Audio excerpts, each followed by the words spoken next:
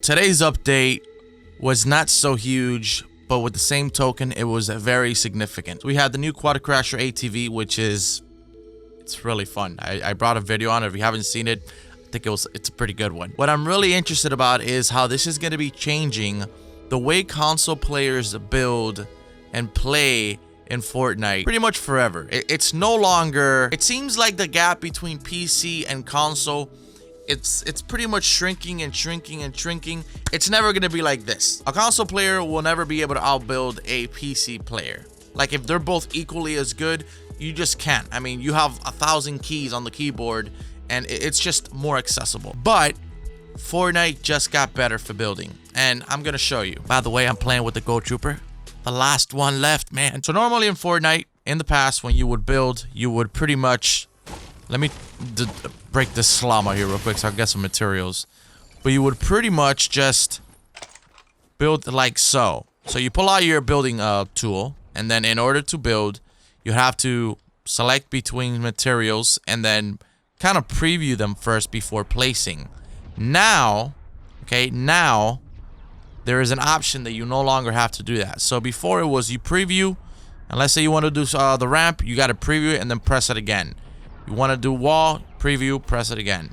Okay, so that was pretty much how things were. In this update, if you go to your settings, you're going to have a setting all the way down here that's going to say for Builder Pro. Now, this only works if you use Builder Pro. Builder Pro is the building option that allows you to activate the build material or the build piece by shooting instead of the other ones. Are slightly different. I guess that's why they do it for Builder Pro. The majority of people use it, so I don't think it should be too crazy. What you want to do, it says right here, Builder Pro, build immediately. When switching to a different build piece, using Builder Pro, it will try to build immediately. Also, there's another setting here that I wanted to show you, and it's right under that one, and that's the control edit hold time. The duration to hold the button for entering edit mode. This particular setting will benefit people that still edit using or holding circle. Now you can put it all the way to the bottom, and it's pretty much like a toggle button instead of a actually hold down button.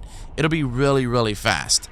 So I don't really use it anymore. I have a separate button that just acts on command, so I don't really have to do it. Regardless, just in case some of you wanted to know, that's there for that reason. So now if we go back here, I'm gonna put my building tool out, and I'm literally just gonna press the ramp. And again, I didn't preview the ramp. Now I'm in the ramp, right? So excuse me, I'm just gonna press the wall and it builds it immediately, as opposed to previewing it and having to press it again for it to build. So I'll build a ramp. Here we go. Okay, a wall. I'm gonna jump and build a floor. Okay, ramp, ramp, wall, floor, wall, ramp. I mean, you guys get the point. I feel like an idiot now.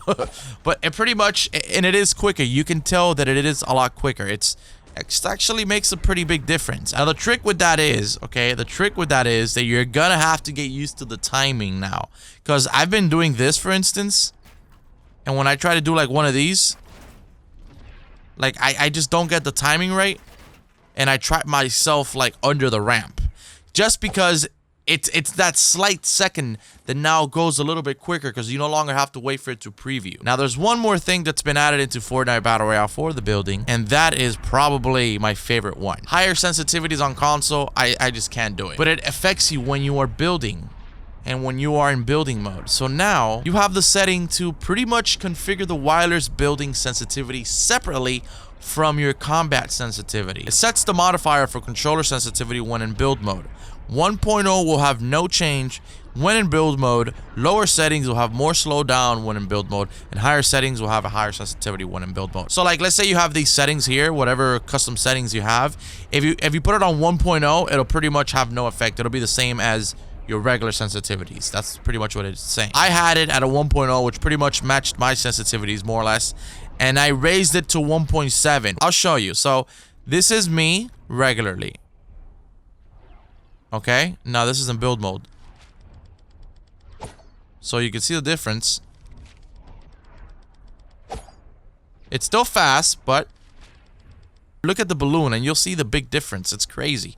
So this is normal. And now this is in build mode. It's almost twice as fast. I don't know how many of you understand how big of a deal this is. Right now, the things that I find myself having to get used to, it's pretty much the fact to build like this and get the timing right. Because we no longer have to... Look how easy you can build this now.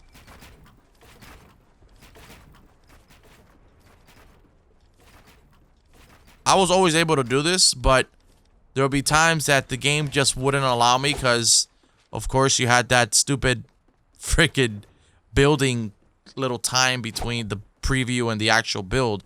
But now it's literally no worries. I mean, you can tell there is absolutely no more issues here. The fact that you can now have different sensitivities between your build and your combat or weapon setting, it's absolutely game changing. Me personally, I'm loving the setting changes in the update. Let me know in the comments, what do you think?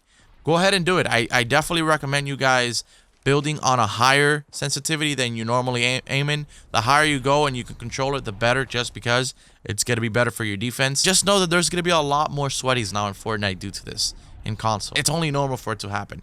Regardless, I want to thank you for watching. I hope you enjoyed the video. If you found the video helpful, informative, or somewhat useful, leave it a like.